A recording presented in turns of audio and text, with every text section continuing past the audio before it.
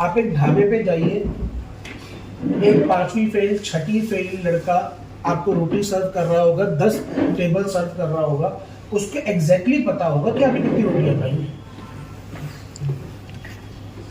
Exactly. और एक गल्ले पे बैठा मैनेजर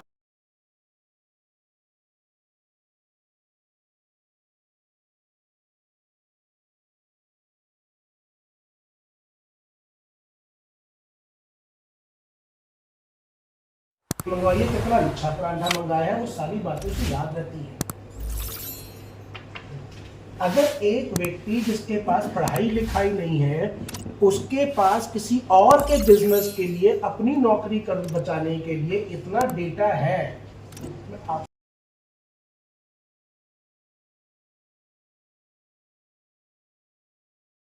है कि हम अल्हम्दुलिल्लाह एक ऐसे बिजनेस के अंदर हैं जहां पर मेहनत का नहीं, बोलने का। दुनिया में आदमी अमीर बनता है कि आपने कितनी वैल्यू दी। एक व्यक्ति 1 घंटा लगाकर रियल एस्टेट की डील करे, एक व्यक्ति 1 घंटा लगाकर गोल्ड की डील करे, या एक व्यक्ति दोनों की डीलों का टाइम सेम है, या एक व्यक्ति 1 घंटा लगा के ऐसी दलील दे जो कि एक ऐसे बिजनेसमैन को बचा ले जिसकी जो कीमत है वो 10,000 करोड़ है, तो उस एक डील का 1 करोड़ ले लेगा उससे 1 घंटे का। फर्क ये है कि आप अपने वक्त में सामने वाले को कितनी वैल्यू दे रहे हैं। तो मैं आपसे जानना चाहता हूं, अपने आप से पूछिए, मुझसे मत बताइए कि आप क्या अगर अपने बिजनेस में 2 घंटा डेली की नौकरी कर रहे होते हैं, तो इसी तरीके से काम करते हुए जैसे अभी आज आप कर रहे हैं, आपको आपकी सैलरी मिल रही होती है, अगर वो सैलरी 50,000 या 1 लाख या 2 लाख होती तो? अगर आंसर आता है हाँ, तब तो आप अपने धंधे के प्रति, अपने काम के प्रति ईमानदार हैं। अगर आंसर आता है ना, तो फिर आपको जमीर बताने के लिए काफी है, मुझे क्यों बताऊं? भाई रोज अपने आप से एक सवाल पूछ लीजिए कि अगर मैं अपने आप के लिए नौकरी कर रहा होता, ठीक है, और मैं पूछता हूं अपने आप से ये सवाल, बहुत बार ना भी आता है, क्योंकि अपन, मैं ये नहीं कह रहा कि मैं जो आपको हर बात बता रहा हूं मैं वो हर बात लागू कर लेता हूं, नहीं, पूरी तरह से नहीं कर पाता, बट एटलीस्ट मुझे रियलाइजेशन है और मैं धीरे धीरे उसके प्रति कदम बढ़ा रहा हूं। इसमें अपना वजन जाता है, बट मैंने इस साल का टारगेट लिया हुआ है कि भाई इस साल खत्म होने तक, मतलब अगला जन्मदिन 13 जनवरी 2025 तक मुझे 28 किलो कम करना है और 6 इंच कमर से कम करना है। मैं 34 इंच की कमर थी मेरी जब मेरी शादी हुई थी, वो सूट मैंने आज भी संभाल के रखा हुआ है, अगले साल दोबारा उसी सूट में मेरे को घुसना है। और ये बात आपको क्यों बता रहा हूं, ताकि अगले साल मुझे ये पता है कि अगर मैं ऐसा नहीं हुआ तो ये 30-35 आदमी मेरे को उंगली उठा सकते हैं। तो मैंने क्या किया है, अपने लिए प्रेशर बिल्ड किया। मैंने एक वीडियो बनाई थी, आपसे शेयर करता हूं बहुत पहले, कि कभी आपने देखा हो, कभी आपने इस बात को समझा हो कि जो गर्लफ्रेंड बॉयफ्रेंड होते हैं, ठीक है ना, उस रिलेशनशिप को तोड़ना ज्यादा आसान रहता है या शादी हो जाए, निकाह हो जाए, उसको तोड़ना ज्यादा आसान है। दोनों में से अगर दिक्कत हो तो किसको तोड़ना ज्यादा आसान है, गर्लफ्रेंड बॉयफ्रेंड रिलेशनशिप या निकाह को? क्यों? कमिटमेंट नहीं है, आपने उस रिश्ते को छुपा के रखा हुआ है। बट जब आप निकाह करने गए हो तो आप ढिंडोरा पीट पीट के गए हो, ढोल ढमाके बजाते हो, दुनिया को बताते हो भैया मैंने शादी कर ली इससे। तो जिस दिन आपने अपने बिजनेस से शादी कर ली, जिस दिन आपने अपने बिजनेस से निकाह कर लिया, ठीक है ना, भाई मैं अकेले में आके इस बिजनेस में जितना बड़ी झगड़ लूं, बट किसी ने इतनी मजा ली है कि मेरे सामने मेरी बेगम के बारे में कोई 2 शब्द बोल जाए, चलो वहीं चीर दूंगा। आपस में भले मैं कुत्ते बिल्ली की तरह लड़ूं उससे। मैं एक बार हमेशा बोलता हूँ, मेरा मेरी बीवी का रिश्ता बिल्कुल साफ है, हम आपस में भले गली के कुत्ते की तरह लड़े, बट अगर दूसरी गली का आता है तो मिलकर काटते हैं।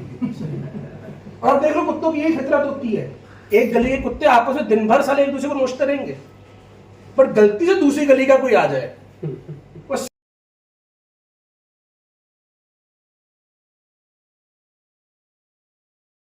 इन सब बातें पूछना स्टार्ट करें कि क्या आपका ज़मीर गवारा करता है, कि आपका ज़मीर कहता है कि हाँ आज जो पैसा मैंने इस बिजनेस से कमाया वो मेरी मेहनत से आया। और एक बार याद रखिएगा, बिना मेहनत का पैसा कमाया हुआ भी इस्लाम में हराम माना जाता है। तो अगर आपका दिल वो गवाही नहीं दे रहा तो सिर्फ हराम ये नहीं होता कि आपको जो बाकी चीजें, ये सारी चीजें इस्लाम में हराम लिखी है। तो अगर आज आपने किसी व्यक्ति को अपनी टीम में लेकर आए हैं और उस व्यक्ति को आपसे सपोर्ट चाहिए थी और आपने वो सपोर्ट नहीं दी है, तो उससे कमाया हुआ पैसा हराम है, ये हजम नहीं होगा। नियत नहीं है, सिर्फ उसके पीछे उसको साथ देने की नियत नहीं है, उसको बढ़ाने की नियत नहीं है। अब हमारा मतलब निकल गया तो हम बैठ गए।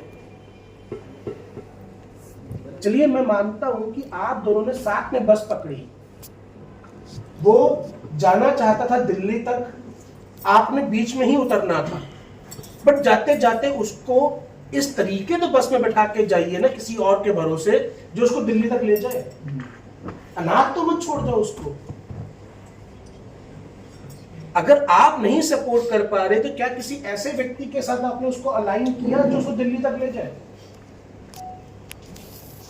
मैं गणेश भाऊ से कल पूछ रहा था कि कितने एग्जीक्यूटिव ऐसे हैं आपकी टीम में जिनके साथ आपने बैठ के टेबल पे लंच किया हुआ है। चलिए मैं आपसे पूछता हूं, मान लीजिए ये पौधा है या एक पौधा में लगा रखा है और मैं आपको दो चीजें देता हूं पानी डालने के लिए, एक मैं फुवारे वाला देता हूं और एक मग्गे में पानी डालता हूं, मग्गा देता हूं, ये दोनों है। अब आपने इन दोनों से पानी देना इस पौधे को, तो मग्गा कहां डालेंगे, फुवारा कहां मारेंगे? रूट्स पे डालेंगे, मग्गा जड़ पे डालेंगे और ऊपर पत्तों पे फव्वारा मारेंगे। क्यों?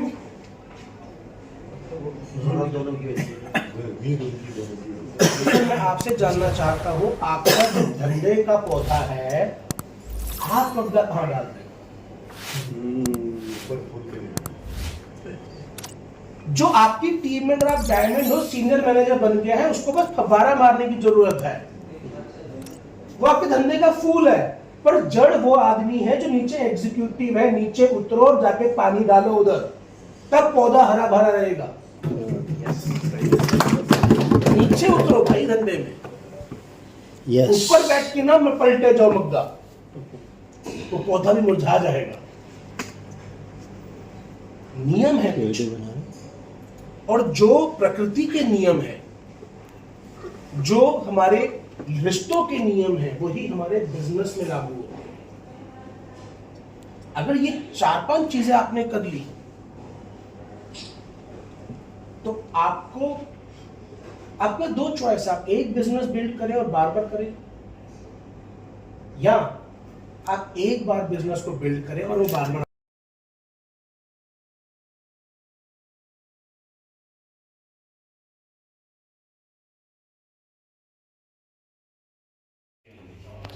इस प्रेडिक्शंस के अंदर है ना, तो मतलब जैसा रेट का जो अप एंड डाउन, जो पीक नीचे अप एंड डाउन जो होता रहता है, जैसा हमारे शेयर मार्केट में भी होता है।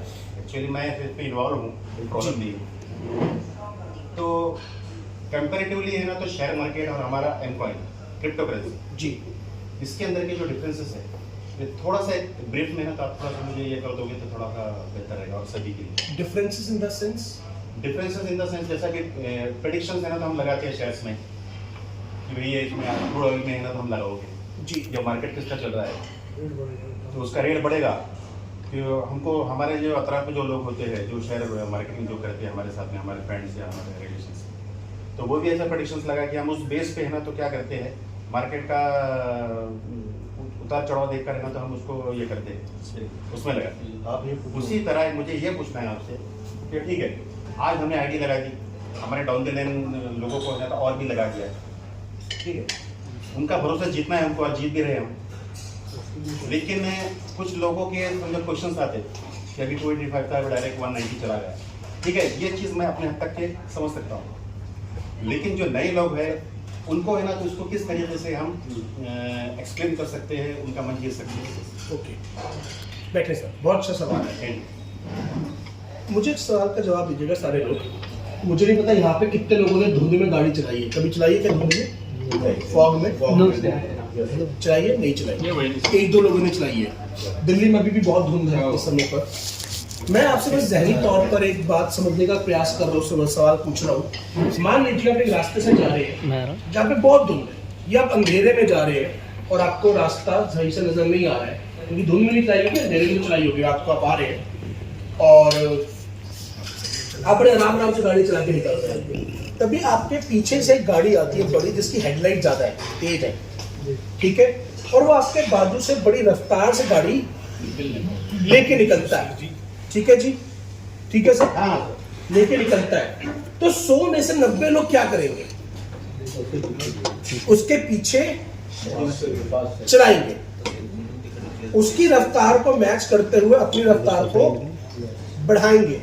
क्या उसने आके बोला था कि मेरे पीछे आओ? नहीं।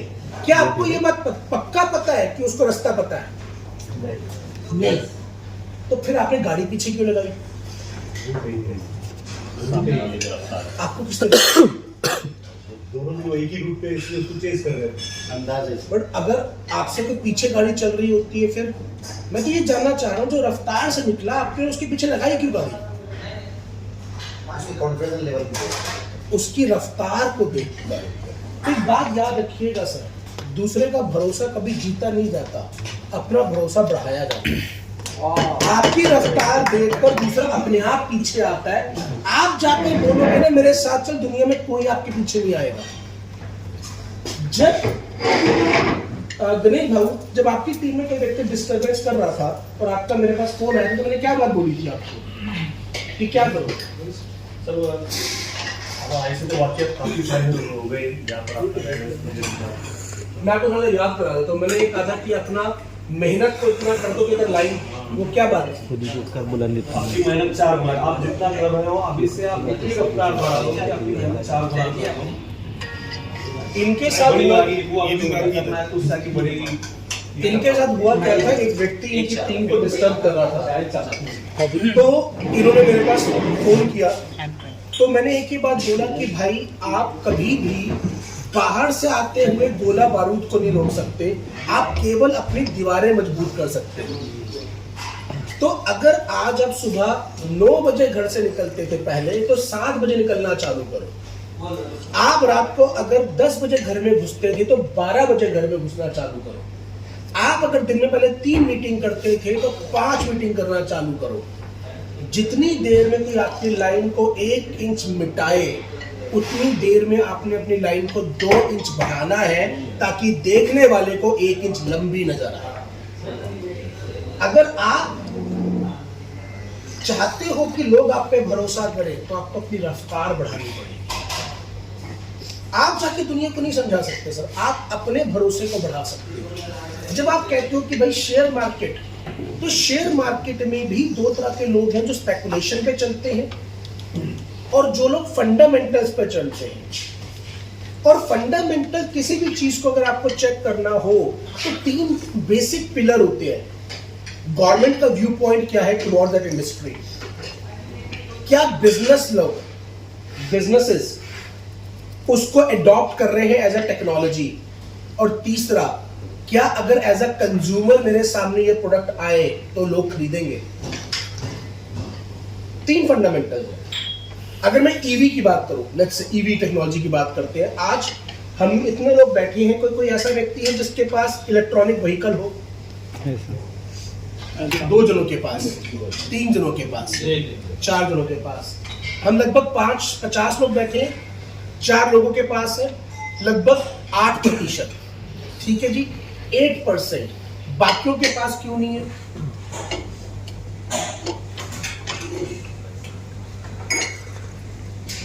क्योंकि अभी हमारे यूज का नहीं अभी। बट अगर मैं बात करूं, यहां पर जो 50-60 लोग हम बैठे हैं, क्या इन 60 में से किसी को भी इस बात पे शक है कि सन 2030 में इलेक्ट्रॉनिक व्हीकल की डिमांड बढ़ेगी या घटेगी? बढ़ेगी, ये सबको क्लियर है। दूसरा, क्या इस समय पर सरकार इलेक्ट्रॉनिक व्हीकल को पुश करने के लिए पॉजिटिव है या नेगेटिव है? पॉजिटिव है। तीसरा, क्या बिजनेसेस इस टेक्नोलॉजी को अडॉप्ट कर रहे हैं? यस।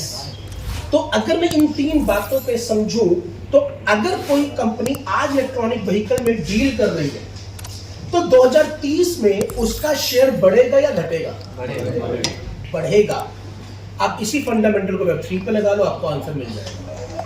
क्या अब देखो हम यूज नहीं कर रहे बट हमारे को ये पता कि आने वाले टाइम में ये बढ़ेगा। क्यों? सरकार पॉजिटिव है, बिजनेसेस इन्वॉल्व हैं, इन्वेस्टमेंट्स हो रही हैं। अभी हम क्यों इस्तेमाल नहीं कर रहे? क्योंकि भाई रेंज 100 किलोमीटर की है टू व्हीलर की और मुझे चलना था 200, तो मेरे काम का नहीं है। या अभी मुझे पेट्रोल डलवाना होता है तो ये 5 मिनट मिल जाता है, इलेक्ट्रॉनिक व्हीकल को चार्ज करने के 2 घंटे चाहिए। बट उसके ऊपर काम क्या चल रहा है कि भाई आपकी जो बैटरी है वो स्वैपिंग में हो जाए। आप जाओ, बैटरी पकड़ाओ, नई बैटरी उठाओ, अपना पेट्रोल पंप से लेके चलो। दैट मीन्स गवर्नमेंट बिजनेस दोनों इन्वॉल्व है। साथ में इसके साथ एक पर्पस जोड़ा जा रहा है। कभी भी आप देखना कोई टेक्नोलॉजी बड़ी कब बनती है जब उसके साथ बिजनेस में पर्पस जोड़ दिया जाए। एनवायरमेंट फ्रेंडली ये पर्पस है जो आपको ज़हनी तौर पे सुकून देगा जब आप पेट्रोल छोड़ के इलेक्ट्रॉनिक व्हीकल चुनोगे। आप एक कहानी दे दी गई आपको साथ में जो आप जाके बता पाओ मैंने क्यों चुना एनवायरमेंट फ्रेंडली। बट क्या आपको पता है इलेक्ट्रॉनिक बैटरी बनाने में जितना उसको चलाने में पेट्रोल पे पोल्यूशन होता है उससे कहीं ज्यादा हो जाता है। ये कितनों को पता है? हमें नहीं पता। हमें नहीं पता लेड बनाने में, जो बैटरी बनाने में बहुत पोल्यूशन हो जाता है एज कंपेयर टू जितना पेट्रोल की गाड़ी चलाने के लिए होता है, उससे ज्यादा। मगर फर्क सिर्फ क्या है कि फैक्ट्री को उठाकर किसी ऐसी जगह पे लेके जाया जा सकता है जिसमें जहाँ पे पॉल्यूशन भी नहीं है और फैक्ट्री ऑनर्स को डंडे के जोर पे कंट्रोल किया जा सकता है, आम आदमी को नहीं हमारे देश में। तो अगर आम आदमी शहरों में इलेक्ट्रॉनिक व्हीकल पे शिफ्ट हो जाता है तो यहाँ का पॉल्यूशन कम हो जाएगा, बट किसी और जगह पे उसको शिफ्ट किया जा सकता है जहाँ पे शायद इंसान लोग अभी नहीं है, कम है। तो उन्होंने क्या किया, एक आपको वजह दी जो आपको ज़हनी तौर पे सुकून दे उस काम को करने की। जब भी ये 3 चीजें जुड़ेंगी ना ये बहुत बड़ा इंडस्ट्री बनेगी। ठीक है सर, आज ये तीनों चीजें Web3 पे लागू होती हैं। क्या सरकार ब्लॉकचेन टेक्नोलॉजी को प्रमोट कर रही है? हाँ। क्या बिजनेसेस उसको अडॉप्ट कर रहे हैं? हाँ। क्या लोगों का सेंटिमेंट इसकी तरफ बढ़ रहा है, पॉजिटिव है? हाँ। तो इस इंडस्ट्री को आने से कोई रोक ही नहीं सकता सर। एक चीज सर की बात करें तो एक और ऐड करना चाहता हूँ। जी भाई। जहाँ तक कि सर ने जैसा बताया कि भाई जहाँ पर लेड है तो मैन्युफैक्चरिंग होता है बैटरी के कथा, बैटरी के वास्ते जी। तो उसको एक ऐसे एरिया में वो फैक्ट्री होती है जहाँ तक कि वो सिटी से काफ़ी दूर होती है जी। प्लस जैसा बिजनेस की हमारी बात चल रही है, जैसा इन्वायरमेंटल फ्रेंडली जैसा आपने बताया जी, तो ये कंपनीज के अंदर जो लोग काम करते हैं, जो वर्कर्स जो काम करते हैं, तो कंपैरेटिवली जो है ना तो दूसरी कंपनी से ना तो उसको कंपैरिजन किए तो वहाँ के वर्कर्स को ना तो ज़्यादा सैलरी मिलती है। बिल्कुल मिलती है सर, क्योंकि वो ज़्यादा डेंजरस एनवायरमेंट में वो काम करते हैं, जहाँ पर टायर्स भी बनते हैं, ट्यूब्स बनते हैं, वहाँ पर भी है ना तो ये लोगों को ज़्यादा और उनको बहुत सारे इंटेंसिव्स भी एडिशनल दिए जाते हैं। बिल्कुल दिए जाते हैं सर, क्योंकि अगर मुझे अपने शरीर से कॉम्प्रोमाइज करना है और आप मुझे उतना ही पैसा दोगे तो मैं जाऊंगा ही नहीं। भाई मैं पैसे को ज्यादा वाले को क्यों चुनूंगा, मतलब एक ज्यादा रिस्की काम को क्यों चुनूंगा मुझे बदले में। आपको पता है सियाचिन वगैरह पे जो आपके आर्मी के ऑफिसर पोस्टेड होते हैं उनकी सैलरी बहुत ज्यादा होती है, क्योंकि इतने इन्वायरमेंट में रहना बहुत हिम्मत चाहिए भाई। -50 डिग्री टेम्परेचर में आप रह रहे हो तो ऑब्वियस सी बात है कि जब आपका वर्क एनवायरनमेंट ज्यादा रिस्की होगा, ज्यादा खतरनाक होगा, ज्यादा डेंजरस होगा, तो वहां पर आपको ज्यादा पे आउट मिलेगा। और ये हम कहते हैं भाई हाई रिस्क हाई रिटर्न, जब हम कहते हैं चाहे वो बिजनेस हो चाहे इवन जॉब होगा कि हाई रिस्क जॉब है तो आपको हाई रिटर्न उस पर दिए जाए। तो आज आप जब भी किसी से बात करते हो तो हमेशा फंडामेंटल्स की बात करो। दूसरा, एक शब्द अपनी डिक्शनरी से निकाल दो, क्रिप्टो। हम क्रिप्टो कंपनी नहीं है, हम टेक्नोलॉजी कंपनी है। हम टेक्नोलॉजी कंपनी है, हम क्रिप्टो कंपनी नहीं है। अगर आप किसी से बात करते हो तो ये मत बोलो मैं क्रिप्टो का प्रोजेक्ट डिस्कस करने आ रहा हूँ, उन्हें बताओ मैं आपसे Web3 के बारे में डिस्कस करने आ रहा हूँ।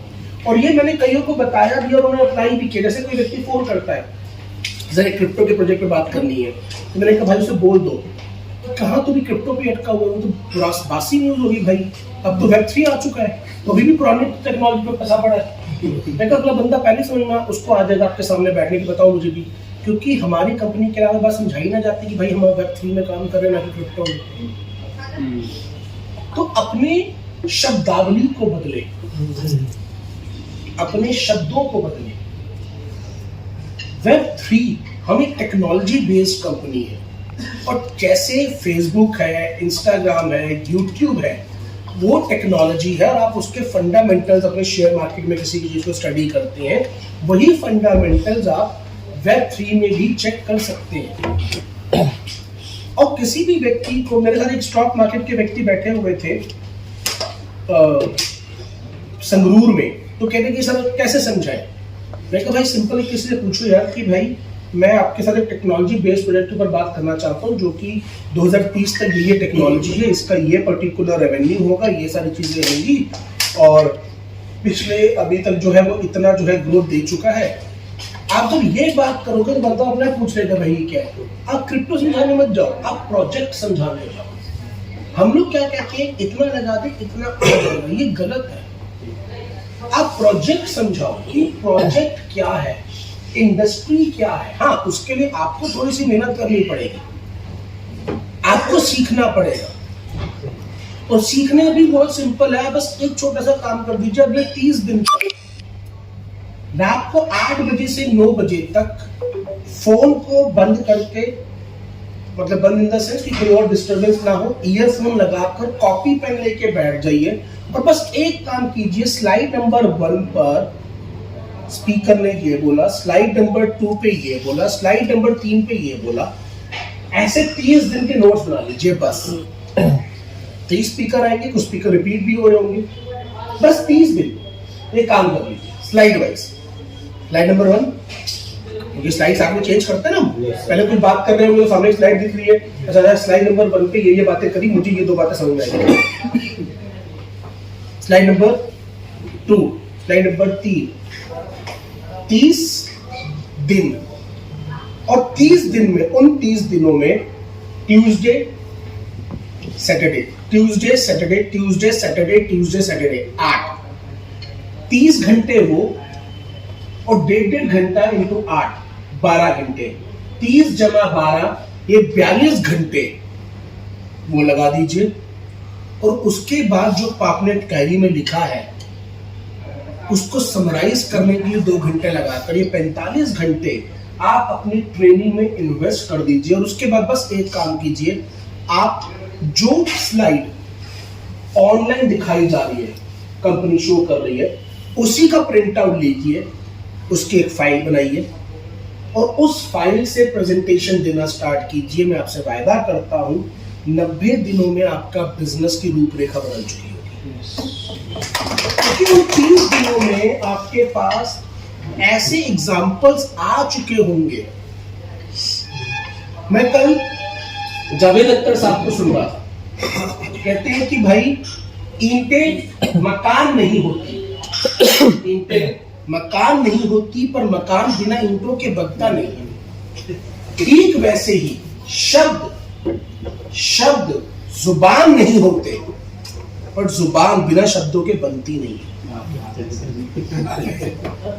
कहते जितने ज्यादा शब्द होंगे आपके पास, उतनी बेहतर जुबान आपकी अपने आप बन जाएगी।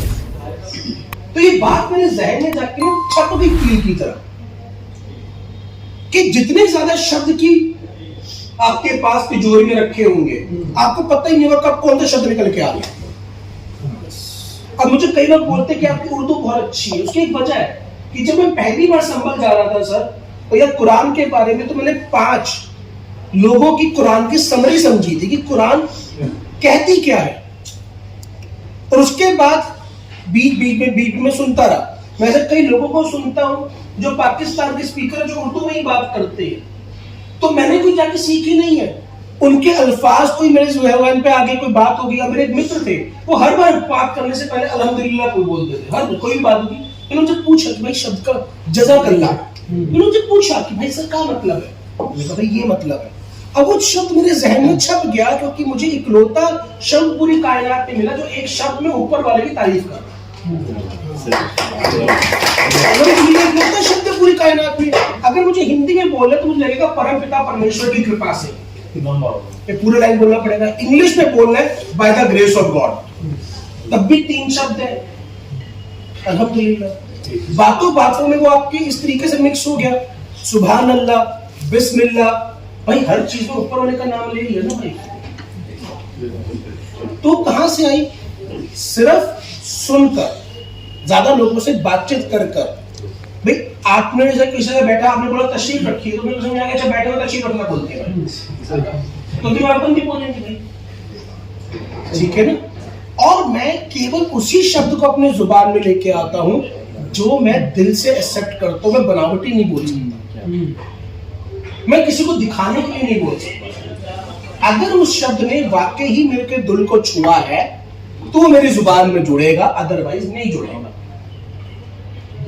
और जब वो चीज दिल से निकलती है तो सामने वाले के दिल तक अपने आप पहुंच जाती है। आप दिमाग से बोलो सामने वाले के दिमाग तक पहुंचेगी, आप दिल से बोलो सामने वाले के दिल तक पहुंचेगी। आप, और अगर आपका दिल और आपका दिमाग, आपका दिल और आपका दिमाग एक हो गया तो आपको सोचने की जरूरत नहीं है। अब मैंने दिल इधर बोला है और दिमाग इधर बोला है, क्योंकि अगर दोनों में अंतर नहीं है तो किसी को कुछ भी बोल लो तो फर्क नहीं पड़ता। ये मूवी मैंने इकबाल मूवी देखी थी, अगर किसी ने देखी है, उसमें नसरुद्दीन शाह बोलता है उसको, क्रिकेटर को, कि भाई अगर आप दिल और दिमाग एक हो गया तो काम हो गया।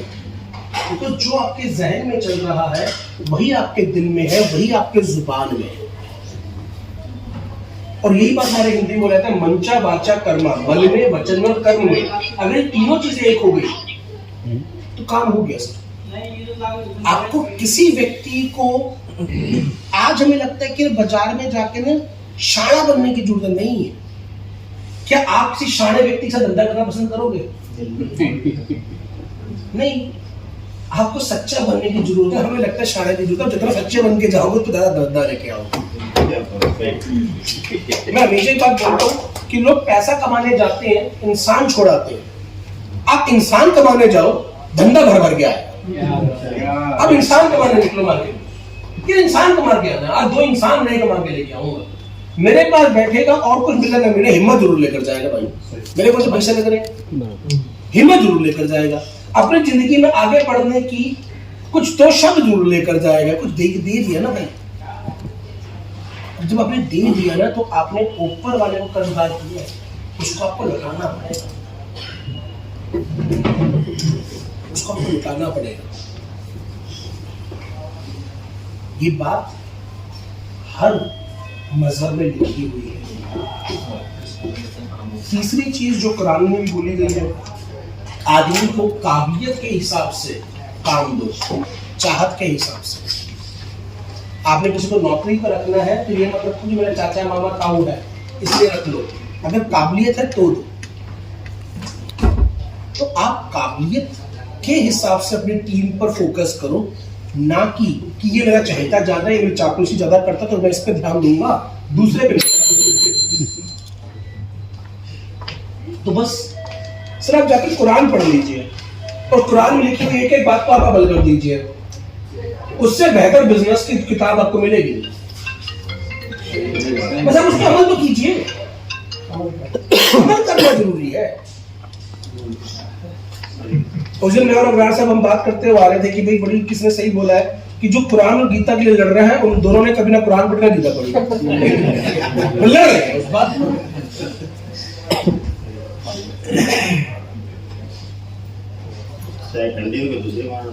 कोई बात नहीं सब खून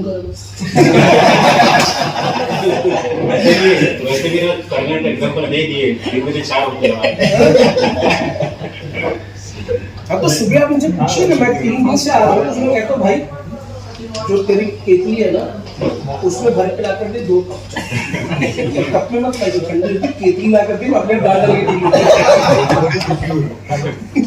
ये सर आपकी ना जो आपसी तो फिर आधा पीते थे, फिर ऊपर से आधा और भर लेते थे, फिर आधा, तो आधा घंटा बैठ के मैं चाय पीता रोज सुबह। जैसे मैं पंजाब में था और वहां पर भी एक चैलेंज था ये कि भैया रेट नीचे गिरा हुआ है, तो मैंने उनसे पूछा लीडर से कि जब ये रेट नीचे गिरा तो क्या आपने अपनी टीम को कोई मैसेज दिया? कहते हाँ सर दिया। मैंने कहा क्या? शब्द दर शब्द बताना, शब्द दर शब्द। तो मैंने कहा सर मैंने मीटिंग करी और बोला कि भाई ये कैसे नीचे गिरेगा, घबराना मत, क्योंकि भाई ऐसे ऐसे विड्रॉवल प्रोसेस लगा है, घबराना मत, घबराना मत। मैंने क्या आपने ये नहीं बोला कि बेटा रेट नीचे गिरेगा, मौका चूकना मत, क्योंकि अगर टाटा का रेट किसी वजह से नीचे गिर जाए, उसका फंडामेंटल ठीक है, मैं रेट खरीदूंगा भाई, एडवाइस रेट खरीदने की दूंगा। और जब आप ये एडवाइस दे रहे हो तो क्या सबसे पहले आपने खरीदा? मुझे मायने ये नहीं लगता कि आपने कितने का खरीदा, मायना ये रखता है भाई मेरे पास कटोरियां हैं, एंड पॉइंट उनमें से एक कटोरी है, मैंने उस कटोरी में इतना ही डालना है। मैं नहीं कह रहा अपना घर बेच के लगा दो, मगर मेरे भाई मेरे पास 100 रुपए थे, 100 रुपए में से 20 रुपए मैं इस एसेट क्लास में रखता हूं। तो जब रेट नीचे गिरा तो क्या आपने खरीदा? अगर खरीदा तो यह आपका अंदर वाला गवाही देगा बोलने के टाइम पे कि हाँ मैं खरीदवा भी सकता हूँ, कि मैंने खरीदा है। होता क्या है, हम दूसरे को मोटिवेट करना चाहते होते और खुद वो काम भी करना चाहते होते, मतलब हमारे शब्द अलग हैं और हमारे कर्म अलग हैं। तो ये झूठ बोल रहे हैं, और आप दुनिया में कुछ भी कर लो, सामने वाले को झूठ पकड़ना आता होता है, वो बता देगा सामने वाला झूठ, आपकी आंखें बता देंगी झूठ बोल रहा है। भाई मुझे मायने नहीं लगता, मैं 100 रुपए का खरीदा भाई, आपके पास उस टाइम पे 100 ही रुपए रखे गए एक्स्ट्रा और हमने खरीद लिया, पर खरीदा ना, पर खरीदा आपने। मैं आपसे जानना चाहता हूँ भाई, $1.5 जब हुआ तो आप में से कितना ने खरीदा एक्सचेंज पे जाकर? 2-4 ने। अगर नहीं खरीदा तो दूसरे को बोलने का हक भी नहीं रखते। आप बोल रहे हो इन फ्यूचर कि 1.5 से दोबारा 3 पर जाएगा, बट आपको खुद वो काम नहीं कर, 1.5 दिखा जाएगा तो भाई खरीद कर 2 महीने में 3 महीने में डबल हो जाएगा। खरीदो ना उस चीज को, कहने की बजाय करने पे फोकस करो, मतलब वो अपने उसको रीस्टेक करे। चॉइस होगी कि आप कौन से रास्ते को चुनना चाहते हैं, दोनों में से किसी को भी आप चुन सकते हो।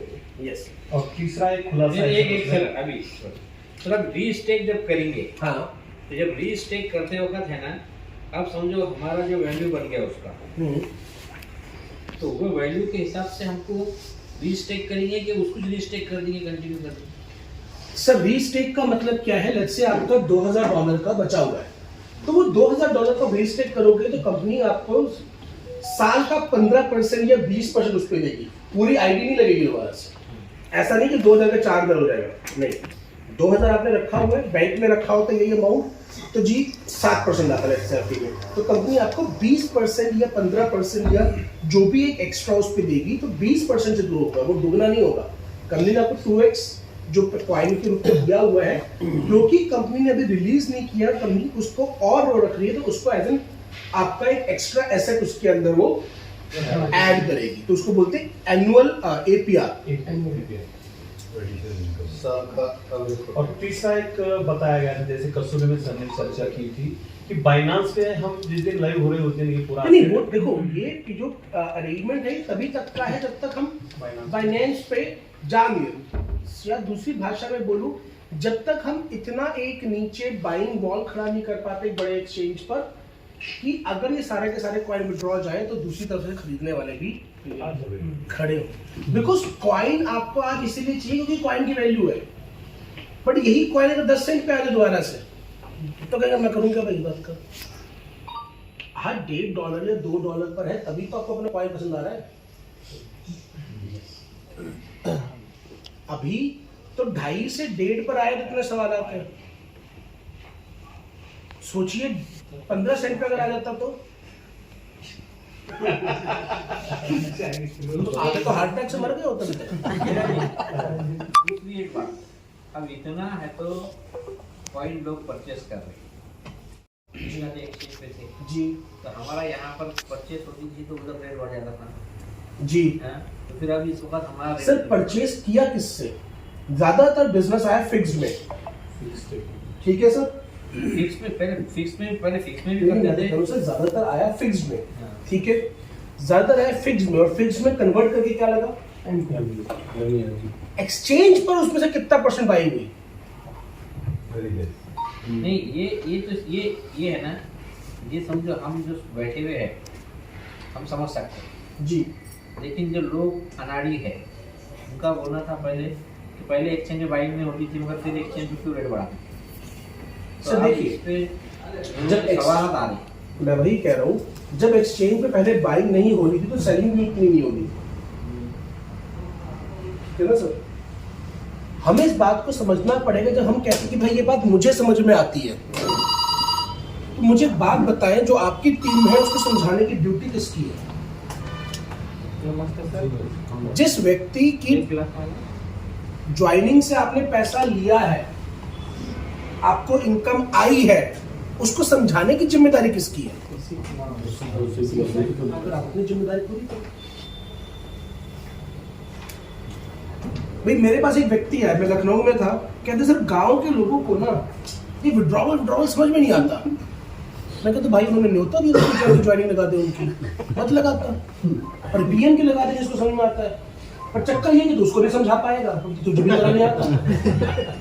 तो जाइए उसके पास रहे भाई, उसने मैंने जाके बोला क्या तुझे कि तू गांव के आदमी की आईडी लगा?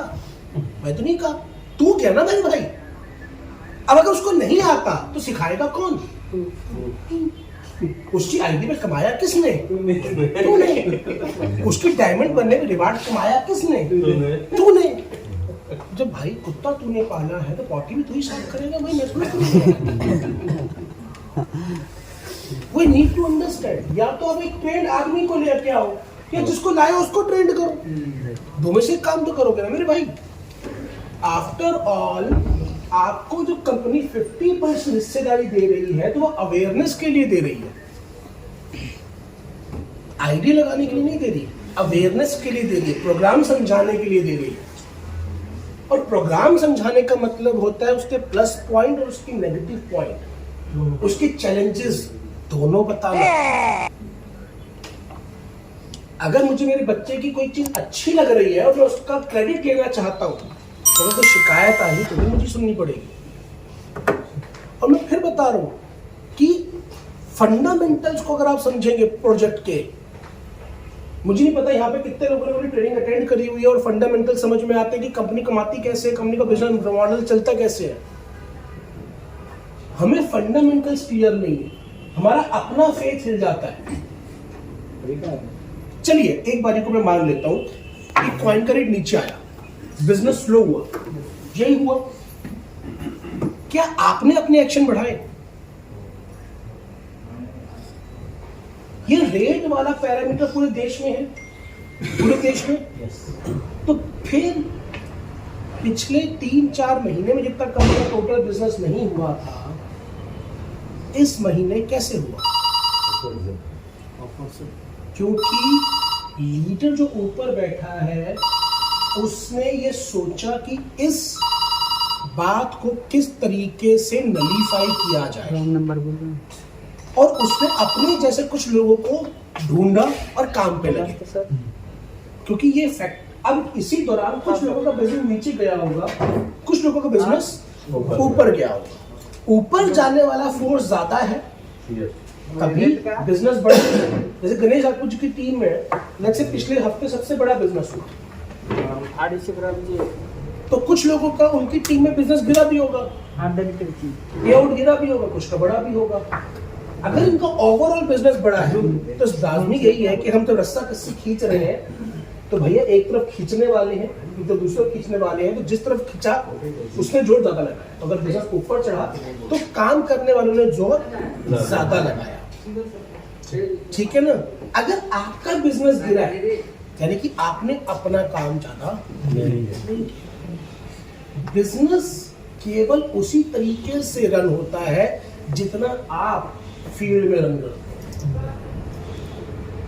लीडर का काम ही यही है कि वो, जब एक बात मुझे बताएं, जब सब कुछ अच्छा चल रहा है पर आपकी जरूरत क्या है?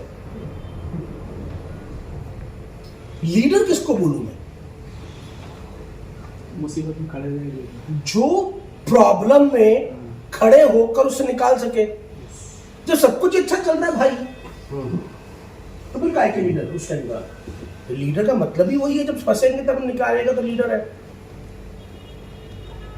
उस समय पे जो एक नया रूपरेखा देगा। एक बार एक आर्मी कमांडेंट के पास एक आदमी, उसका सिपाही भागता भागता आया, सर हम चारों तरफ से घिर गए हैं। तो बहुत अच्छी बात है, अब हमें सोचने की जरूरत नहीं कौन सी दिशा में गोली चलानी है, जामर जी मार भाई, चारों तरफ घिर गए तो जामर जी गोली मार, अब तो बढ़िया है, तो अच्छा बात है। तो अब अगर उस टाइम पे लीडर डर जाए, हैं चारों तरफ घिर गए, अब किधर बढ़िया है, तो जामर जी गोली मारो। तो सर लीडर का मतलब ही प्रॉब्लम में से निकलना है। Lead the ship, leadership is lead the ship. Leadership का मतलब यही है, शिप लगा हुआ पीछे, lead the ship is leadership. और अगर नदी के बहाव से ही शिप चल रहा है तो फिर आपकी कैप्टन धोनी को बेस्ट कैप्टन क्यों माना जाता है? कि भाई ऐसे ऐसे सिचुएशन से मैच निकाल कर लेकर गया है जहां पर दूसरा आदमी हाथ उठने टेक देता, वो वहां से निकाल कर लेकर गया। इसीलिए धोनी, चाहे जितनी मर्जी सिचुएशन आ रखी हो, उसके चेहरे पे स्माइल ही रहती है। इसलिए धोनी, मतलब इस आईपीएल में या उसमें वर्ल्ड कप में जब हुआ था तो इतनी चर्चा उन प्लेयर्स की नहीं हो रही थी जो खेल रहे हैं, इस बात की हो रही थी कि धोनी नहीं खेल रहा इस वर्ल्ड कप में। तो आप इस बात को मान के चलिए सर, चैलेंजेस दुनिया के हर बिजनेस में रहेंगे, हर बिजनेस में, और ये चैलेंजेस विद टाइम बड़े ही होंगे, घटने नहीं वाले। चैलेंजेस का साइज भी बड़ा होएगा। आप पहाड़ी पे ऊंचे खड़े हुए हो तो एक छोटा पत्थर भी फेंक के मारो तो नीचे वाले को गोली की तरह लगेगी, छोटा सा पत्थर भी, क्योंकि आप ऊंचाई पर हो। तो जब आप बड़े लेवल पे होते हो तो छोटा सी बात भी बड़ा इम्पैक्ट क्रिएट करती है सब। तो उसके लिए आपको पहले से तैयार करना होता है। लीडर का काम है कि वो आने वाली चीज को पहले भांप कर। अच्छा चलिए, मैं आपसे जानना चाहता हूं, आप में से कितने लोगों को इस बात का इल्म नहीं था कि हमारे इंडस्ट्री में रेट ऊपर नीचे हो सकता है?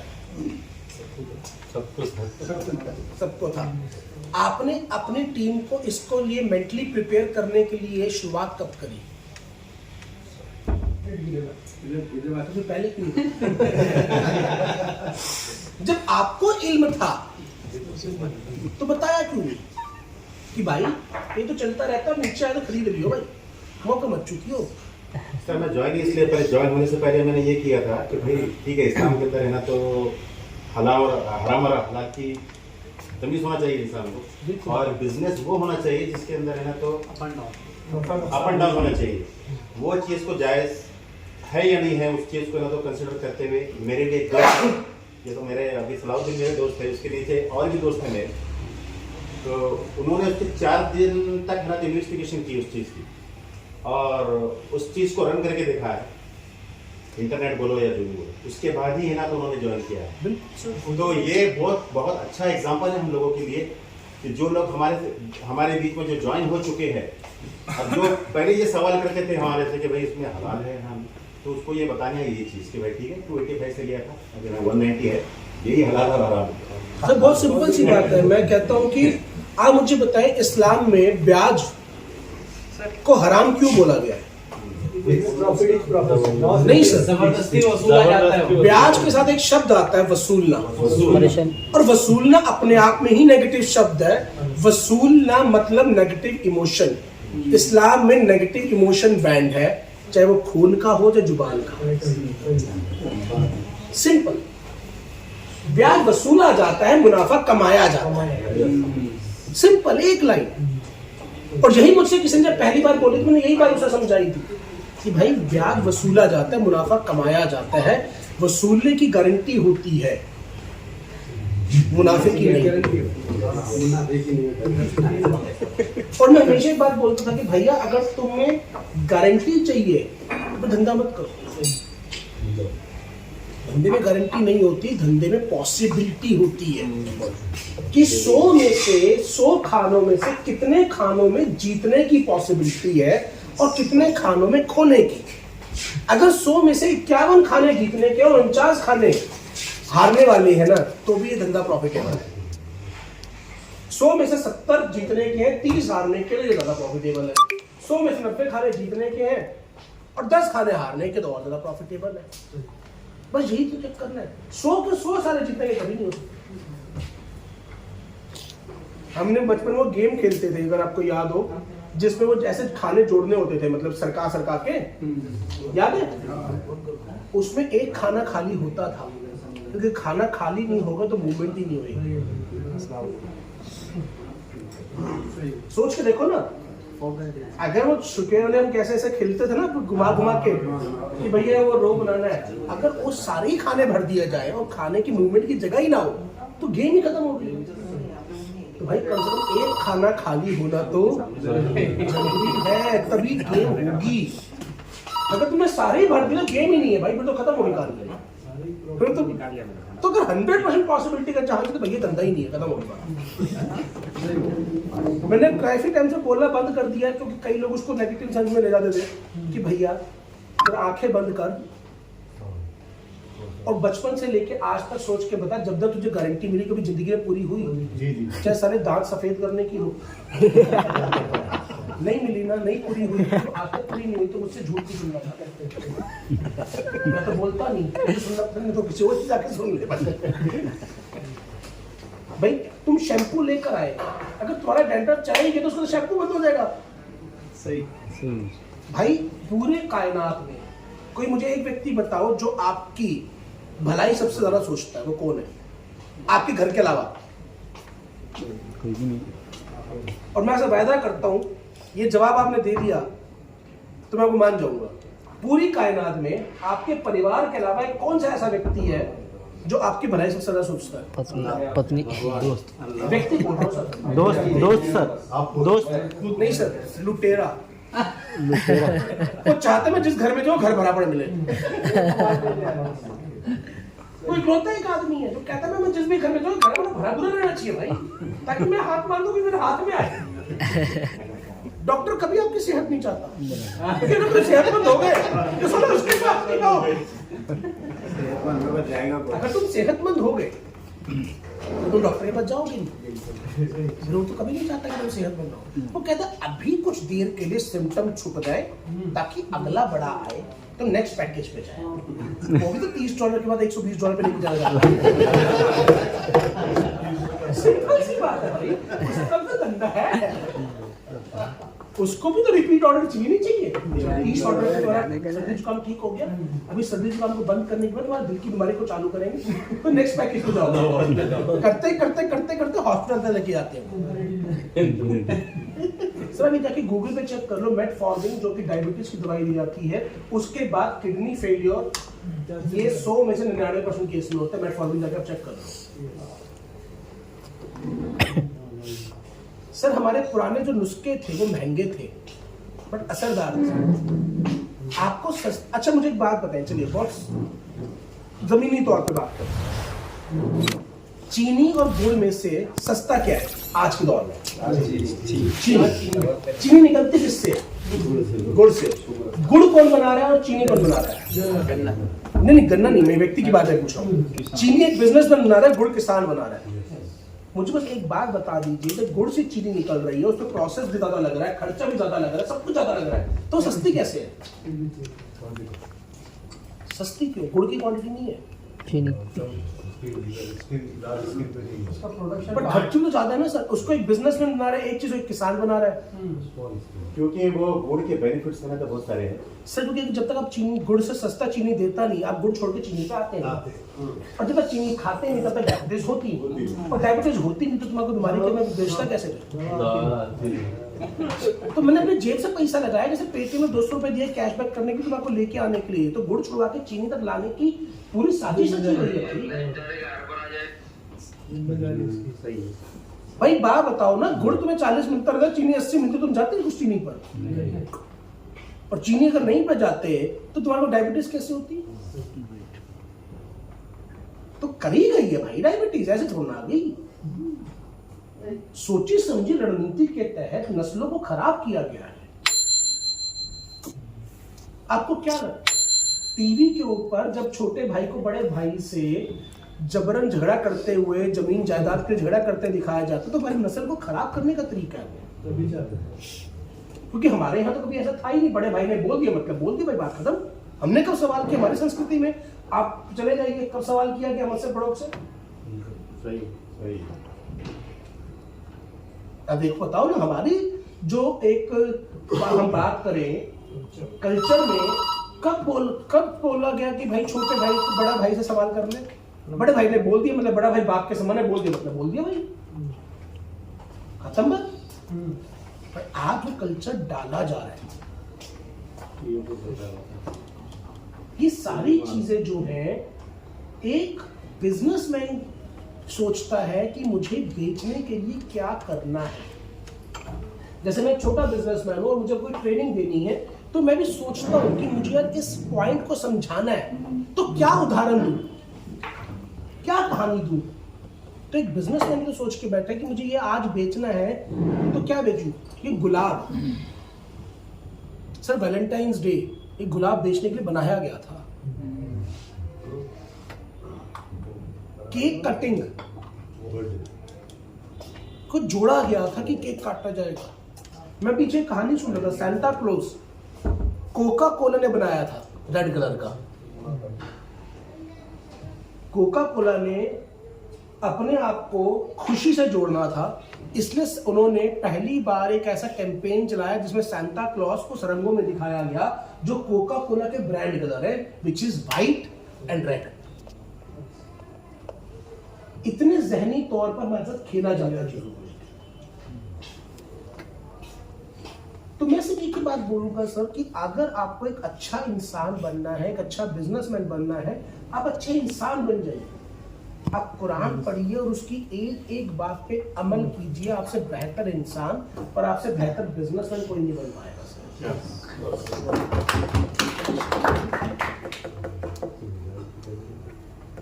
कोई और सवाल है तो सर आप पूछिए। थोड़ा ही बता दिए सर आपने।